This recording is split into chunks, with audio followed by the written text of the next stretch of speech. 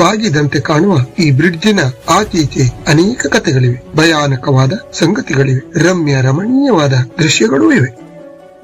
ಇದು ಬೇಡ್ತಿ ಪೂಲ್ ಮೊದಲು ನಿರ್ಮಾಣವಾಗಿದ್ದು ಬ್ರಿಟಿಷರ ಕಾಲದಲ್ಲಿ. ಸ್ವಾತಂತ್ರ್ಯಾನಂತರದಲ್ಲಿ ಅನೇಕ ಮಾರ್ಪಾಡುಗಳಾಗಿವೆಯಾದರೂ ಕಾಣಿಕೆ ಕಲ್ಲಿನಿಂದ ಅಂದು ಕಟ್ಟಿದ ಕಂಬಗಳು ಇಂದಿಗೂ ಹಾಗೆಯೇ ಇವೆ. ಹುಬ್ಬಳ್ಳಿಯ ಗಟಾರಗಳ ಗೊಚ್ಚೆ ನೀರನ್ನು ತನ್ನೊಳಗೆ ಆವಾಹಿಸಿಕೊಂಡು ಬರುವ ಈ ಹೊಳೆ ಮುಂದೆ ವಾಗೋಡ ಜೋಗದಲ್ಲಿ ಧುಮುಕಿ ಗಣೇಶ್ ಪಾಲ್ ಹೊಳೆಯನ್ನೂ ಕೂಡಿಕೊಂಡು ಗಂಗಾವಳಿ ನದಿಯಾಗಿ ಸಮುದ್ರ ಸೇರುತ್ತದೆ. ಗುಡ್ಡ ಬೆಟ್ಟಗಳ ನಡುವೆ ಸಾಗುವ ಈ ನದಿ ಹಸಿರ ಸಮೃದ್ಧಿಯೂ ಹೌದು.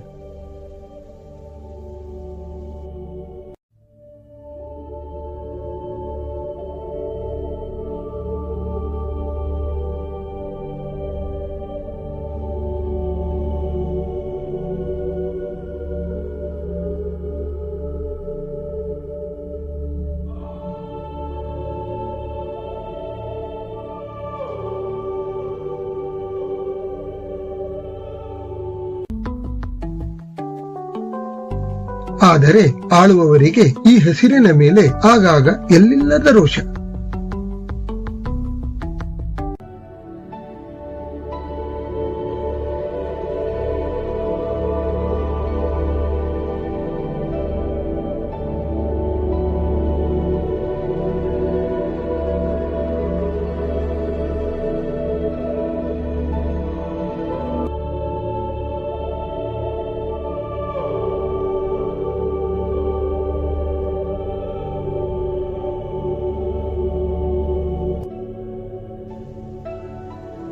ಮಾಗೋಡು ಡ್ಯಾಮಿನಂತ ಯೋಜನೆಗಳನ್ನು ತಂದು ಭಯ ಹುಟ್ಟಿಸಿದ್ದಾರೆ.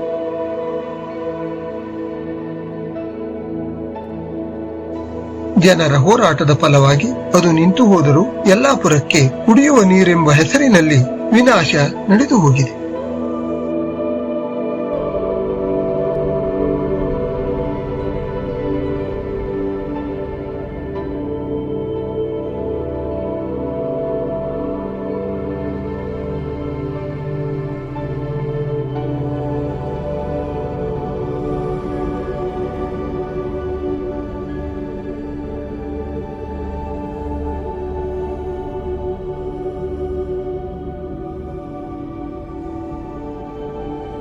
ಎಲ್ಲಿ ನೋಡಿದರೂ ಕಟ್ಟಿಗೆ ಕಟ್ಟಿಗೆ ಕಟ್ಟಿಗೆ, ಸತ್ತ ಮರದ ಎಲುಬಿನ ರಾಶಿಗಳು ಕಂಡು ಬರುತ್ತವೆ. ಚೌಡವ್ರೆ, ನೀವು ಇಲ್ಲೆಲ್ಲ ಓಡಾಡಿದಿರಿ, ಇದಕ್ಕೆ ಬೇಡ್ತಿ ಪೂಲು ಅಂತೇಳಿ ಹೆಂಗೆ ಏನ್ ಎಂತರಿಂದ ಹೆಸರು ಬಂತು ಅಂತ ಸ್ವಲ್ಪ ಹೇಳ್ತೀರಾ? ಹಿಂದಕ್ಕೆ ಬ್ರಿಟಿಷರ ಕಾಲದಲ್ಲಿ ಈ ಪೂಲನ್ನ ಕಟ್ಲಿಕ್ಕೆ ಪ್ರಯತ್ನ ಮಾಡ್ರಂತೆ. 3 ಸಲ ಕಟ್ಟಿ 3 ಸಲನೂ ಪೂಲ್ ಮುಡ್ಕೊಬಿತ್ತಂತೆ. ಆವಾಗ ಅವ್ರು ಚೌಕಸಿ ಮಾಡೋರಿಗೆ ನರಬಲಿ ಕೊಡ್ಬೇಕು ಆಯ್ತಂತ ಈ ಪೂಲಿಗೆ.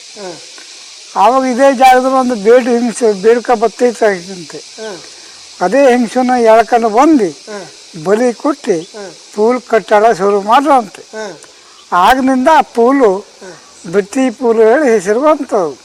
ಇದಕ್ಕೆ ಬೇಡ್ತಿ ಪೂಲ್ ಹೆಸರು ಬರ್ಲಿಕ್ಕೆ ಇದೇ ಕಾರಣ. ಇದು ನಿಮ್ಗೆ ಹೆಂಗ್ ಗೊತ್ತಾಯ್ತು? ನಮ್ಮ ಅಜ್ಜಿಯರು ಹೇಳಿದ್ದದು. ನೀವು ಕೇಳಿದಿರಿ? ನಾವು ಕೇಳಿದ್ದು. ಈಗ ನಿಮ್ಗೆ ಎಷ್ಟು ವರ್ಷ? ನನಗೀಗ ಹಂಗೊಂದು 60-70 ವರ್ಷ ಆಯ್ತು. 60-70 ವರ್ಷ.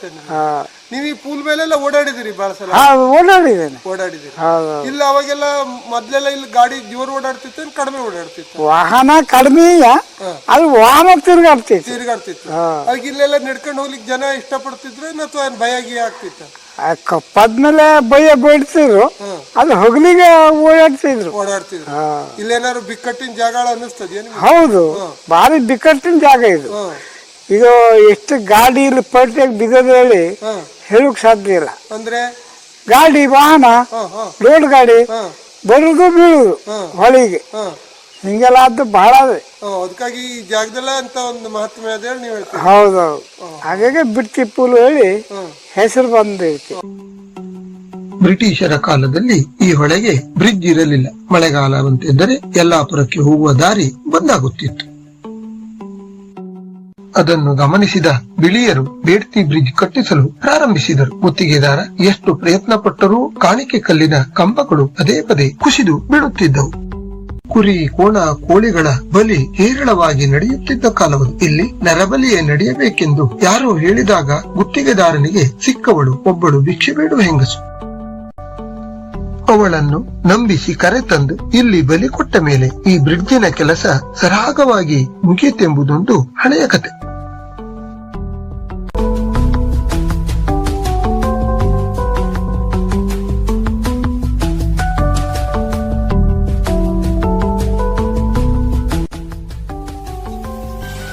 ಆ ನಂತರವೇ ಬೇಡ್ತಿ ಬ್ರಿಡ್ಜ್, ಬೇಡ್ತಿ ಹೊಳೆ ಎಂಬ ಹೆಸರು ಬಂದಿದ್ದೆಂದು ಹೇಳಲಾಗುತ್ತದೆ.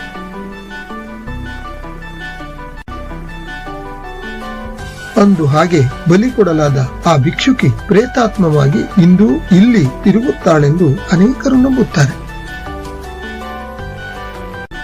ಇಲ್ಲಿ ಬಹಳಷ್ಟು ವಾಹನಗಳ ಅವಘಡಗಳಾಗಿವೆ. ಇಲ್ಲಿ ಕೆಲವರು ಸಾವನ್ನು ಕೂಡ ತಪ್ಪಿದ್ದಾರೆ. ಅದಕ್ಕೆಲ್ಲ ಅವಳೇ ಕಾರಣವೆಂದು ನಂಬದಿರುವ ಸಂಗತಿ ಅವರವರಿಗೆ ಬಿಟ್ಟು ಬಿಡೋಣ.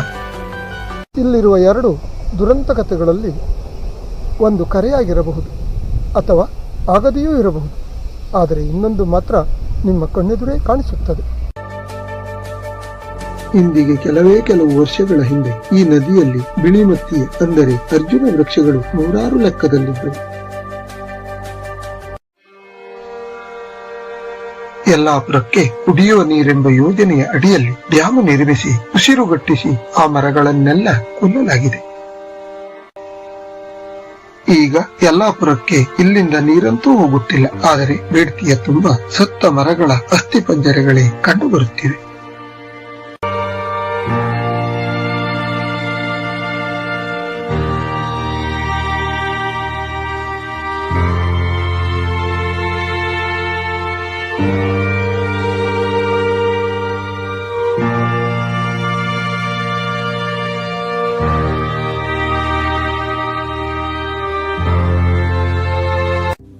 ಉತ್ತರ ಕನ್ನಡ ಜಿಲ್ಲೆ ಯಲ್ಲಾಪುರ ಶಿರ್ಸಿ ರಸ್ತೆಯಲ್ಲಿ ಕಾಣಸಿಗುವ ಬೇಡ್ತಿ ಎಂಬ ಈ ನದಿಯು ತನ್ನ ಕಾಲಗತಿಯಲ್ಲಿ ಇಂಥ ಅನೇಕ ಅವಘಡಗಳನ್ನು ಕಂಡಿರಬಹುದು. ಅದೆಷ್ಟೋ ಬೇಡುವವರ ಆರ್ತನಾದಗಳು ಇದರ ಪ್ರವಾಹದಲ್ಲಿ ಕೊಚ್ಚಿ ಹೋಗಿರಲೂಬಹುದು. ದಂಡೆಯ ಮೇಲೆ ಶಿವನಂದಿಯರು ಕಾಯುತ್ತಲೇ ಇದ್ದಾರೆ. ಈ ನಡುವೆ ಅದೆಂದು ಬ್ರಿಟಿಷರು ಕಟ್ಟಿಸಿ ಅದೆಷ್ಟೋ ಲಕ್ಷಾಂತರ ಟನ್ನು ಭಾರ ಆಚೀಚೆ ಸಾಗಿಸಿ ಮತ್ತೆ ರಿಪೇರಿಗೊಂಡು ಇನ್ನು ಸಾಧ್ಯವೇ ಇಲ್ಲವೆನ್ನುವಷ್ಟು ಸುಸ್ತಾಗಿದ್ದ ಬೇಡ್ತಿ ಬ್ರಿಡ್ಜಿನ ಪಕ್ಕದಲ್ಲಿ ಇತ್ತೀಚೆಗೆ ಹೊಸ ಬ್ರಿಡ್ಜ್ ನಿರ್ಮಾಣಗೊಂಡು ಸಂಚಾರಕ್ಕೆ ತೆರೆದುಕೊಂಡಿದೆ.